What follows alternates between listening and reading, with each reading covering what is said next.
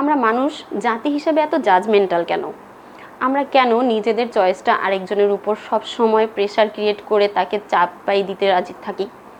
কিন্তু এটা কখনোই বুঝি না যে আমার যেটা ওপিনিয়ন বা আমার যেটা চিন্তাধারা সামনের মানুষটা সেই ক্ষেত্রে একইভাবে নিতে পারবে কি না।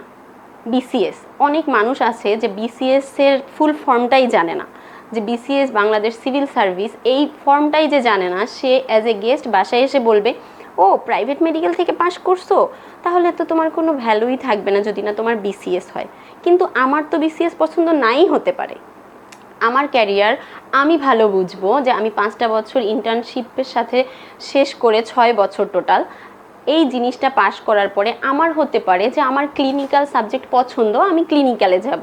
এমনও হতে পারে যে না আমার ক্লিনিক্যাল পছন্দ না, আমি বেসিকে যাব, আমি টিচার হিসেবে থাকবো, আমার একটু রিল্যাক্স লাইফ দরকার কিন্তু আমি ডিগনিটিটাও নিব।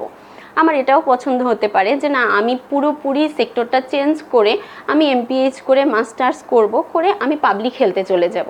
তাহলে আমার চিন্তাধারা, আমার প্ল্যানিংয়ের উপর আপনি প্রেশার ক্রিয়েট করার কে?